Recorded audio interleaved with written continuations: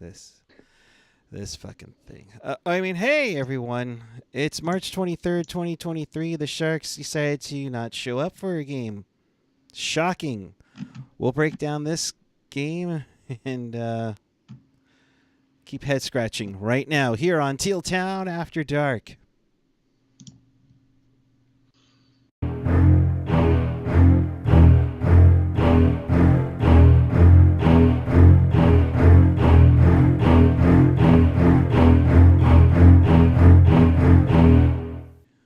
Good evening, everyone. It is March 23rd, 2023. The Sharks lay an egg on the Vancouver Canucks by a final score of 7-2.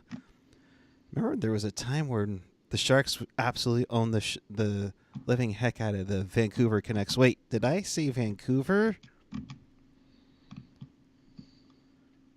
Did somebody say Vancouver? Thank you, John Shorthouse. Welcome to Teal Town After Dark. This is your live interactive Sharks postgame. If you want to be part of the show, here's how you do it. Chat with us and fellow hockey fans all over the world and in Sharks territory on the YouTube page or the app. You can also join us on the Twitch channel right now. We are on there as well. And hey, you can say hi to us on Twitter as well. So make sure you follow us on the social wherever we are. Hello, everyone, and find everything at tealtownusa.com. Of course, if you want to support the pod, you can do so via Venmo at tealtownusa or hit us up in a YouTube super chat with your comments on tonight's game. Pleased to be joined by Mr. Ian Reid. Ian, hi, bud. Hello. How are you? I am fantastic.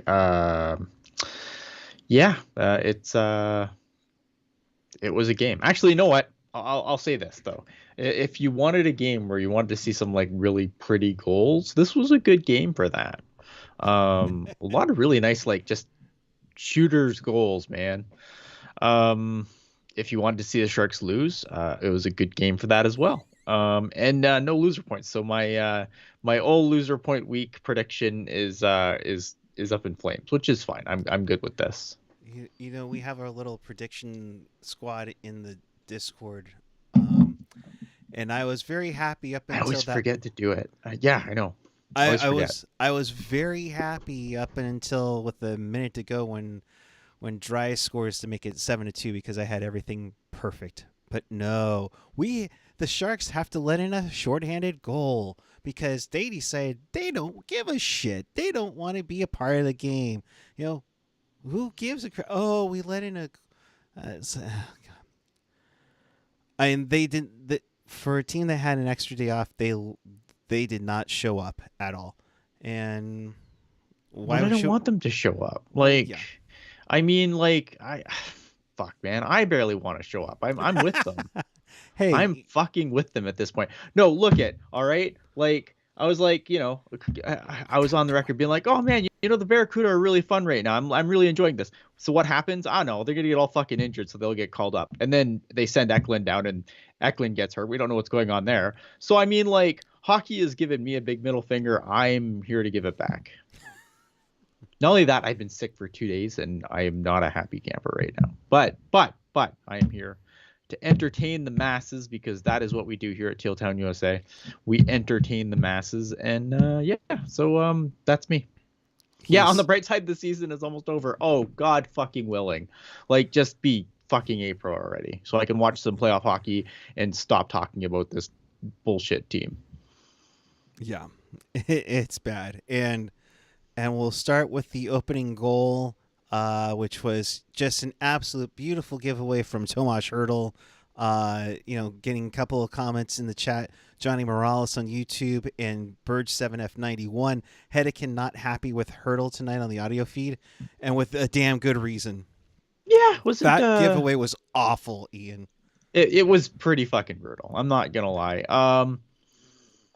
I love Tomas Hertl. Don't get me wrong, man. But I think it's going to be one of those things that I think Sharks fans are going to talk about for a long time, especially after the way this season goes. And depending on what happens next season, is, you know, why the fuck did we extend Hertl before putting a new regime in place? I will never understand the answer to that. And again, I love Tomas Hertl. I am Yeah. happy he's still here because, fuck, I'm running out of people to cheer for on this team. But yeah, I mean, it's definitely, I think it's going to be a great debate going forward on what the fuck were they thinking extending Hertl without having, a game plan in place. Yeah. And whatever game plan they had just went to the absolute crapper.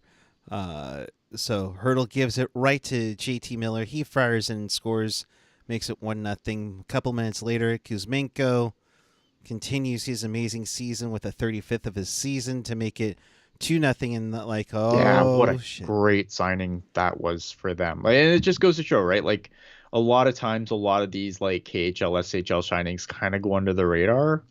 And look, they don't always work, right?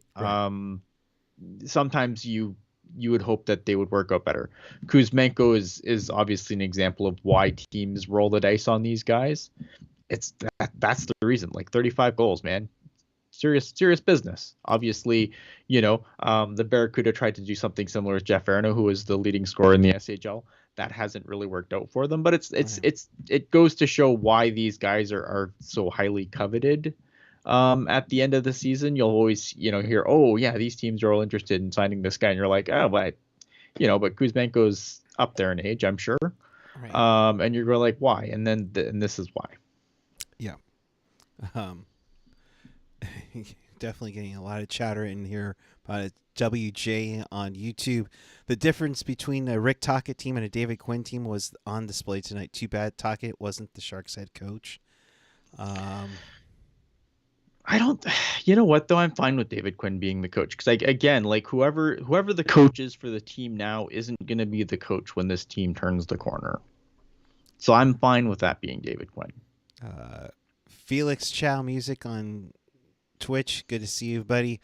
Hertl's been killing me tonight, and really this season he's had some positives, but I really hope this is only 1 year of him playing like this.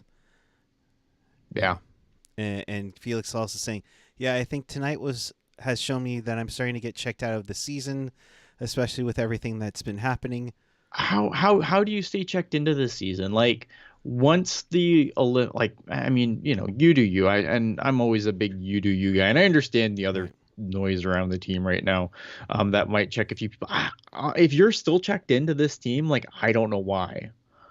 And I just love hockey, man. Well, I love hockey too, but you know what?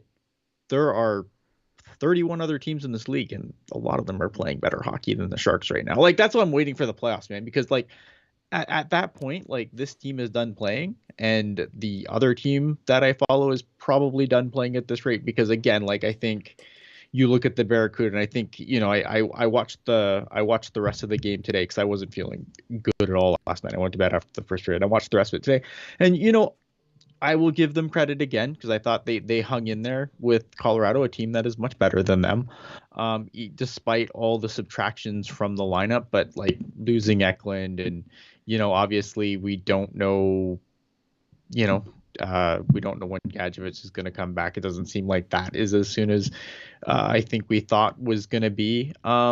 It's getting hard to keep checked in there too, because I feel like, again, like you just keep depleting that lineup and you're bringing in all these guys on ATOs. And I feel like half of that team is like ATOs right now. And it's not just the blue line anymore. Like that forward group has been completely depleted. Jeff Viel, who I can be an incredibly frustrating player, didn't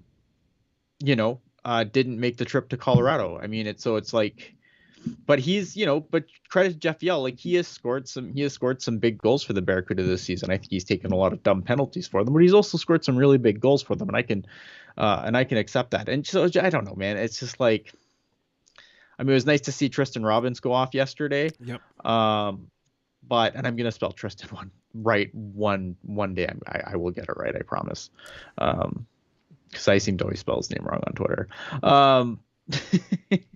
And yeah, I mean, so like even that is like, I think the Roadrunners are only 3 points ahead now, but as the injuries pile up, as the call-ups continue, like the injuries on both fronts pile up, it's I mean, it's hard to keep checked in there because they've got a lot of pain in their schedule coming up. Like, I think other than the final 2 games against the Roadrunners, that schedule is not easy. And the Roadrunners, I think their easiest part of their schedule was 2 games against the Reign, and they only split there. So, yeah, I mean, it's not good. A lot of pain for both teams.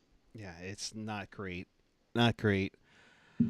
Hertl would atone for his horrible giveaway, the 20th of the season, and thank God for that to make it 2-1. The noteworthy of that, besides that, Hertl getting his 20th of the year, EK65 gets a point, and Jacob Peterson, who got the call up today. Well, he got the call up yesterday, but playing in his first game with the Sharks, gets his first point in Teal. So congratulations all around. As you can see on the EK 100 watch, 1 point tonight. He's at 88 with 10 to go. And then unfortunately the Sharks again, the 23rd goal allowed by San Jose in the last minute of regulation periods. Dakota Joshua beats the buzzer. I think more than anything, that's probably what killed their confidence tonight, Ian, because they were out shooting Vancouver 11-8 and kind of hanging in their game despite everything going Vancouver's way early on. Yeah, I mean, late goals like that, like goals at the end of a period, are always a gut punch because you don't really have anything to cleanse the palate, right? That's what you go into the locker room with, having the, like, just on your mind, right? Like that goal. I mean, again, like, if you like pretty goals, this was a fun game for that, because I think there was a lot of really nice snipes and, fancy dancy moves that led to goals. Hell of a move. Yeah, it was annoying. It was annoying for me because I'm watching on the Sportsnet feed, and it was like, okay, yes, it's a nice move, but like, where's the clock? It took them 3 replays to actually put the clock on the screen to see if it was actually a goal or not. It's like, oh, look at this move. Like, okay, that's great, but like, where's the fucking clock? So that's my Sportsnet rant. Yeah, but I mean, again, like, pretty goal, pretty goal, yeah. just against the wrong team or the right team. Yeah. I don't know. What's your kink? You tell me. I mean, you can't keep doing this. I mean, it's like first 5 minutes we were talking about ad nauseum for God knows how many years now, at least 5. And then now you can't even finish a period because your head's already headed into the locker room.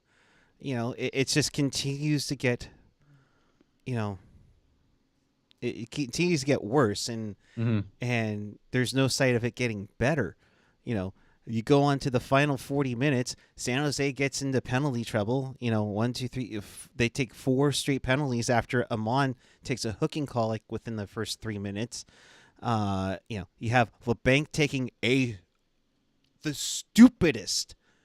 dumbest, stupidest cross-checking call I've seen. What the hell are you thinking, dude? I mean, what time on ice tonight? He's thinking he wants to go back to the press box, but he can't because they're so wounded that they can't send him back to the press box because they've got so many guys on emergency recalls that they can't scratch him and he knows. I don't know, man. Like, again, this is why when we were talking about this, I don't remember, was it last show maybe? I don't fucking know. They blended in too much. They all blur together at this point, all the shows. Where it's like, this is why I'm like, I don't care that LeBanc's doing good now, because we all know where this fucking leads. Like, it's gonna go back to him being in the doghouse. It's like, oh no, we'll keep him for another year, and this time it's gonna be different. Yeah, this time it's gonna be different. My fucking ass. Al Martinet. First off, Al, we need to get you on one more time at least. He's saying LeBanc playing like bank stocks. Well, yeah. Yikes. Okay. Just ridiculous. Just playing like that is gonna be awful. Pouliot also takes an interference call. It was after that penalty is when Connor Garland scores. Where the Sharks have 3 defensemen out on the ice and can't defend worth crap. Yeah. Makes it 4-1.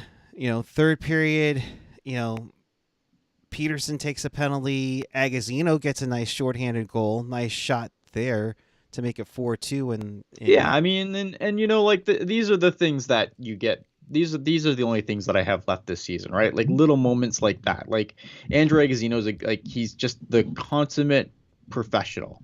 He's the veteran guy. He's a journeyman at this point. Like, he's a guy who you sign to a two-way contract just in the off chance you need him. And also, it helps them make more money when they're in the HL. Like, there's a lot of guys. You'd be surprised how many guys like Agozzino are on two-way contracts because that's how you get them onto your farm team.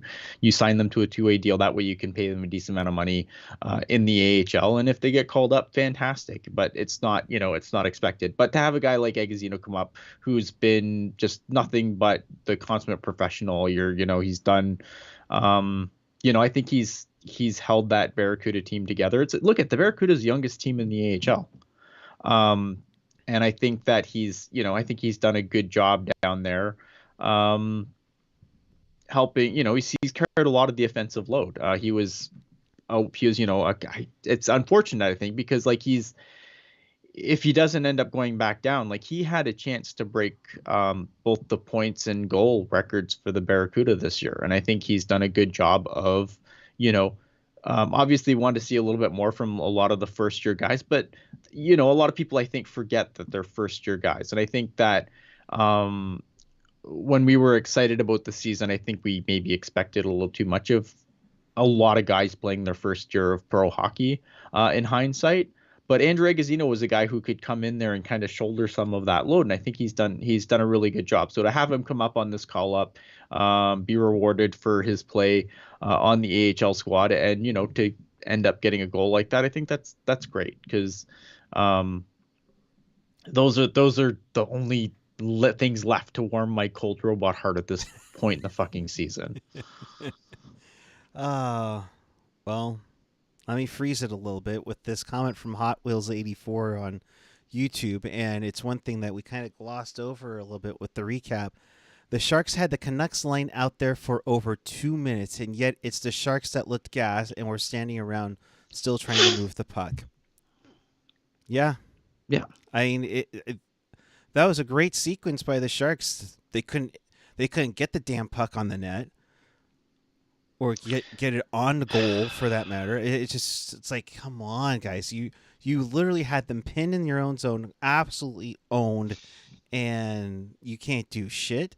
I mean, the last 40 minutes, Ian, 8 shots on goal total. Yeah, man, I don't care. Like, again, like, you want me to fucking get angry that the team sucks? No, we want them to suck. Like, this is what we want. We want them to lose big games and lose them bigly. Like, what am I supposed to get? You want me to come on here and get upset about that? I'm gonna get fucking angry about this. I don't give a shit. I don't give a shit anymore. Like I am here because I made a commitment to be here. I don't know what you want me to tell you at this point. Like, I'm not gonna get mad they only had 8 shots. I'm glad they suck. I hope they suck the rest of the season. I want these games to end so I don't have to watch this fucking team anymore. Would this team still suck if Joe Pavelski was here? Yeah, I think they would. I don't think Joe Pavelski. I love Joe Pavelski, but I fucking hate the legend of Joe Pavelski. Like, I think the legend of Joe Pavelski in this fan base is fucking retarded. And I shouldn't use that word, but I did. So apologies. But it's fucking dumb. And you can all send me your fucking hate mail about it. And I'm sure that there will be a rebuttal to that on the puck knowledge. Just, I don't care. This team is not one player away from being great. Even the almighty fucking Joe Pavelski. Give me a fucking break. No, but my point is that there are guys that are going to be here next year that should be playing better, especially Tomas Hertl. It's like yeah, your big money guys should be your big money guys, 100%. Yeah, and yes, AJ, I feel seen. As well you should. Foreseen, literally. So Vancouver would add on 2 goals in about 1:18. Put Colson and then Quinn Hughes from the point. And then, of course, Dries would get a shorthanded goal under a minute to go. So 24 goals allowed in regulation in the last minute. So Jesus. 7-2 the final. Reimer, 14 saves on 21 shots. Yeah, great job out there, buddy. I mean, it's really, if you want to get really technical, that save percentage is a 666 repeating, but obviously you got to round up, so it's a 667. But we all know what that save really is. I don't know, Mr. Reimer, can you have that save percentage? And is that very holy of you? I don't know, man. It's like you need the stalls to play with him or something. I don't know. I'm gonna get all kinds of shit for this, Joe. I don't care. Yeah. That's fine. 10 games ago, I'm sure nobody's watching it. No, okay. That's a quote from Major League. Comments from the locker room. 10 games left. We can't finish like that. We're taking too many penalties every game. We have guys just sitting on the bench with us playing so much on the PK. Yeah, and maybe not turn the puck over and give it away so much, Tomas. Your head's been out of your butt all year. Agazino, I've continued to get better as the season went on. My game is at the best it's been all year. Hertl signed up for this shit. He sure did. Yeah, look, I mean, obviously, look at when you the Sharks are getting a lot of penalties. I don't know. I mean, when you call up half the Barracuda team, what do you expect to happen? I'm not surprised. And the funny thing is that it's more so been signings that Greer's done. You know, Peterson, Agazino. Well, I mean, that was a trade. I mean, Kaut. Yeah. You can't tell me that Bordelow's sitting in Colorado, or well, they already left Loveland, but is thinking, what the hell do I do to get a call up? And granted, he knows what's going on. Yeah, but at the same time, he's got to be frustrated by. Sure, he's frustrated, but he's been ice fucking cold too. Like, the guys that have been called up have been producing. Like, and look at, I am a big defender of Tomas Hertl. And I think it's unfortunate because as I've said on previous shows, like, he was one of the best Barracuda players for most of the year, and just unfortunately he's gone ice cold when all the call-ups started. Mm-hmm. But like Kaut, I don't have any issue with Kaut coming up, because obviously Kaut is a guy who is not a first, like, he is not, like, people have to remember that a lot of these guys that they mention are all first-year pros. Okay, so obviously guys that are a little bit ahead, or in the case of Agazino, has just performed well for the team all year, and he kind of gets a reward. And I'm fine with that. Look, again, I think Andrew Agazino getting a goal tonight, that's fucking awesome. Man. Like, it's super awesome. But like, I don't know, man. Like, I love Tomas Hertl, and I think he should get a chance. But I don't like a guy like Kaut coming up. Like, he's a third-year pro. He has NHL experience. Like, I don't have an issue with him coming up. It's if it's obviously different position, but like the Derek Pouliots of the world. Agazino, again, nice story, but again, right. Like, Agazino isn't the future of this team. He's a 32-year-old journeyman. Right? Like, that makes sense, of course. So, I mean, like, I can understand taking exception there, but at the end of the day, like, I think what a lot of people need to pump the brakes on all this. Oh my God, all these guys are just gonna want the fuck out. No, man, they're first year pros. They're gonna fucking smile and nod and do what they're fucking told. That's the reality of the situation. Like, they're not. Yeah, do you think Eklund's pissed off that he had to get sent back to the Barracuda? Of course he is. But and obviously the Sharks are going to spin some bullshit about it, which no one buys. No one takes any of the shit at face value. If you're taking anything this fucking team says at face value, you're the idiot. It's not the Sharks. You're the idiot for taking it at face value. There's nothing like, I don't fucking know, man. No, Tomas Hertl does not have any slide potential. His contract is ticking away whether he plays or not. There's no slide with Tomas Hertl because he is a college free agent. When he signed, there's no slide for Tomas Hertl. His contract is sticking. Gotcha. And AJ also saying Peterson staying up for the final 9 since he has to clear waivers now to get sent down. I mean, he could, but I mean, Gadjevich maybe. was. Yeah, I don't know. He's on an emergency loan, so I don't like Cap Friendly has him as an emergency loan, so I'm not sure. I've kind of found conflicting rules as far as emergency loans go. I don't think he should be an emergency loan, but I don't know. He's technically on an emergency loan according to Cap Friendly, who generally have their shit more right than I do. So I'm not going to go and be like, well, Cap Friendly's wrong, clearly. I'm assuming he's on an emergency loan, so I feel like they could send him back down as soon as the emergency loan, the way that works is as soon as they have enough healthy bodies, like then people have to go back down. So we'll see. Yeah, it'll be interesting to see what goes on there. But yeah, I mean, honestly, I don't think it's going to hurt if he just sits in the press box for the final 9-10. Barracuda need all the fucking help they can get at this point, man. Like, if they can get reinforcements to that team, they desperately need it. Because, again, you've pretty much pillaged that roster. And again, look at all of the age. Going to be here like, oh, I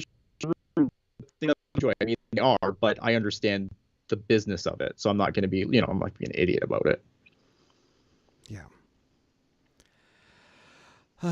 So with that, the Sharks lose 7-2. They have 10 games left. Thank God.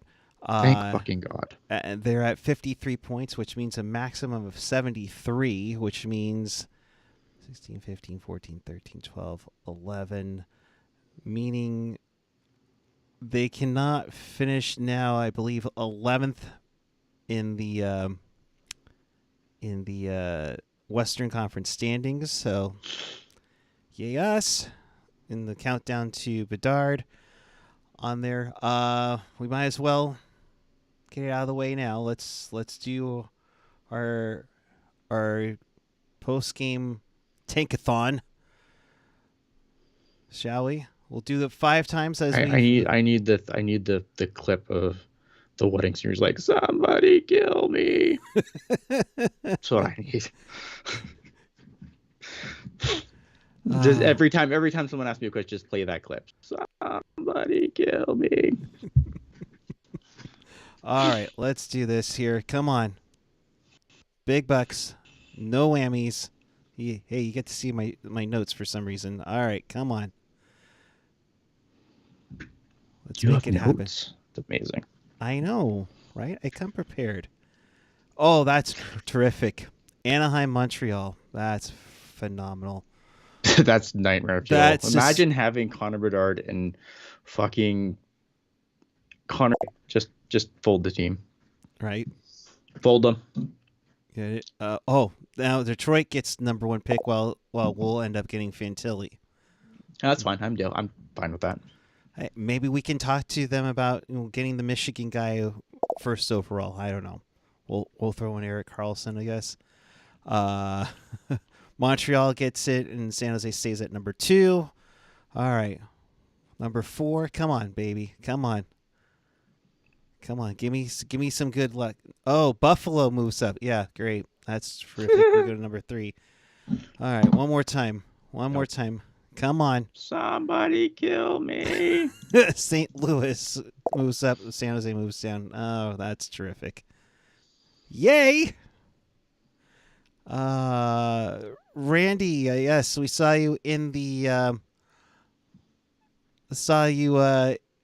getting some love on the camera tonight, so appreciate it. Good to see you, man, on there. But now the question is, Magnus Krona, his season's done with defending champion Denver out, losing to Colgate 2-0. Tough way to go. No offense for Denver. The defense didn't help him out either way. So, yeah, this is actually, to me, this is fascinating because I'm curious to see if he is a guy who signs. I don't know where he fits right now. Yeah. Again, look at the Sharks. Have just a glut of goalies in their in their pipeline right now. Obviously with McAnamy being injured, maybe they bring him up and give him a couple of games with the Kuhre. I'm not sure though. Like I'm fascinated to see if this is a guy that the Sharks lock up, or is this something that we're going to be talking about in the middle of the summer, being like, oh, maybe he's going to test free agency on the 15th. I'm curious to see what the Sharks think there. Because I have no idea. Like I think this is one of the few actual genuinely interesting things about this team going forward. Yeah. How was McAmadulin? Yes. Okay, so he got a point, right? Yeah, he did. He got a point. I have like there's I don't think his game is amazing. But I have liked what I've seen. It's hard, right? Because I'm trying to be, you want to be fair, right? This is a totally, you go from playing over in the KHL, you come to the smaller ice, different teammates, different systems. So things that I have liked, I've liked the fact that he generally seems to think the game at a decent level. I feel like every time he has the puck, he knows what he wants to do with. Like, there's no hesitation. I don't find he hesitates very often when he wants to make a play. He generally plays the game at a pretty quick level. I've liked a lot of his first pass. Like, I feel like he has a strong first pass game. I have seen some people that don't like it as much, but I don't know if that's so much him or just the people he's playing with. I think I think his defensive game is okay. He has okay gap control. I've liked so far. But again, it's hard. Like I want to see more games. It's not a lot. Like what I've seen so far, there's things that I definitely like. There's a few things I don't like, but for the most part, there's things that I've liked about his game so far. I'm looking forward to seeing more though, obviously, so I can develop more of an opinion other than just like a 2-game sample size. And it's hard, right? Because again, this is supposed to be the centerpiece that we got back for Timo Meier. And I think that, obviously that's going to jade a lot of people, maybe a little bit unfairly, right?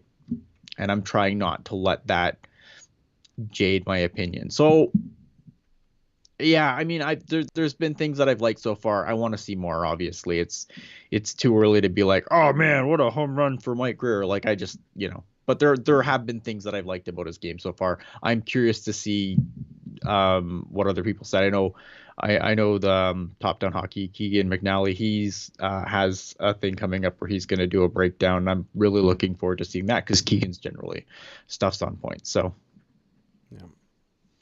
Should be interesting. And again, yeah, it's 2 games in against the same opponent. It'll be interesting to see how it all shakes out because it's going to be really interesting. And this team needs something to get going here and get some reinforcements. Let's hope, maybe some early jitters, and especially coming all the way from Russia. Yeah, I mean, there's a lot of big change there, right? Like obviously you're playing you went from playing in a different situation. I mean, there's new teammates that you're trying to get used to. Plus, again, like this roster is so gutted at this point that it's hard to, this isn't even a Barracuda team, especially if William Eklund's out for any period of time. Like this Barracuda team is pretty fucking oof at this point. Yeah. So, you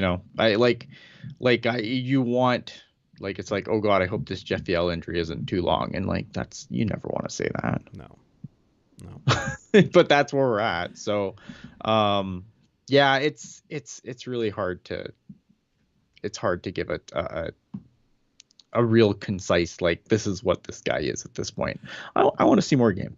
So far I like. I mean, again, I'm easy to please at this point because I want to.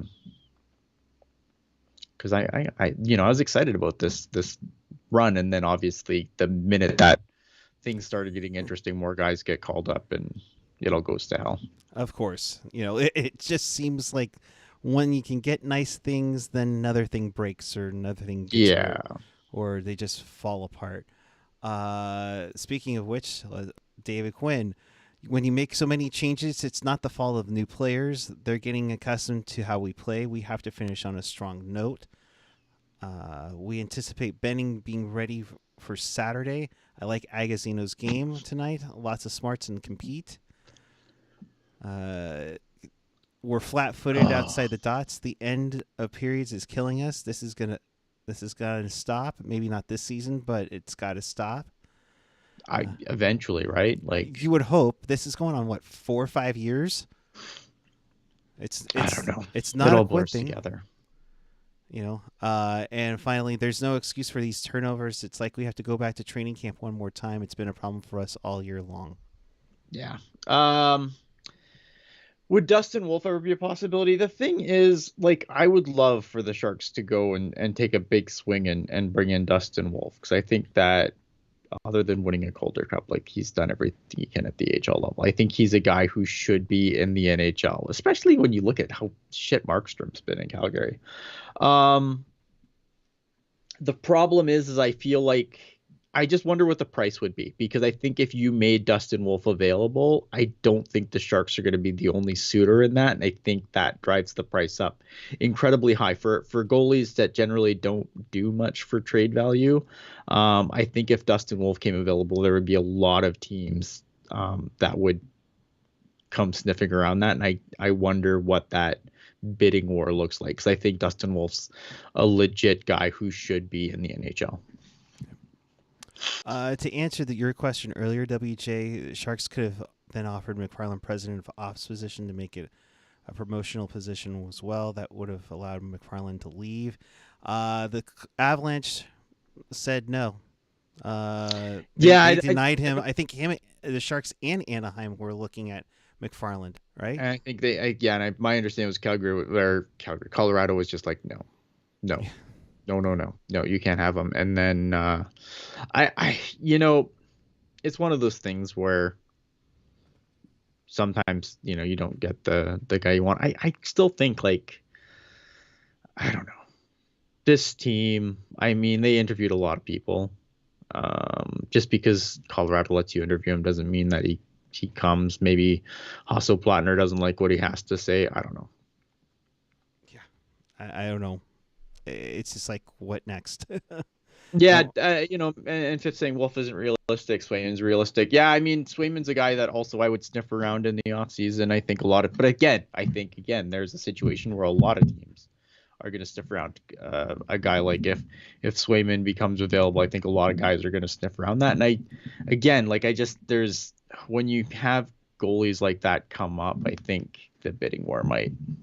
I'm just worried that what the Sharks have to give up in that situation, because I don't know if you get Swayman in here, like, does this make that team that much better? I don't know if they're a goalie away. I don't know. Maybe. Would you potentially give the Devils pick to the Bruins for him? For Swayman, yeah, for sure. Yeah. I have no problem with that. I just wonder if that's enough. If given, like I said, other teams are definitely going to sniff around that too. Yeah, and it's going to be a hard look at all the goaltending depth that we have going on. So we'll see. It'll remain to be seen on that. You got to think Kakinen's going to go Saturday afternoon, probably, in Calgary, which is too bad. I would have loved Kadri talking to Reimer on the ice. Yeah, Ricky's saying, like, we aren't biased. Why even entertain the idea we are? I think for a goalie, though, I think, like, especially a goalie that you think can, that will be the guy. Goalie's such a weird thing, right? Like, I don't think the Sharks right now have a guy who I think is the guy. Like, I don't see anything in the system where I think, oh yeah, that guy is the guy when this is over. If a guy like Swayman or Dustin Wolf became available, like, that settles that piece. Like, yeah, you're not gonna turn around and start winning because they're there, but they will be in place when you get all the other pieces in place. I think goalies are a tricky thing to solidify, especially when you're, like, you get a lot, like, sometimes you can grab a goalie in free agency that, maybe has a hot year or whatever. But I think if you can put that kind of foundational piece in place, I think it's something the Sharks should do, depending on how long is this going to wait to turn around. Right. I don't know.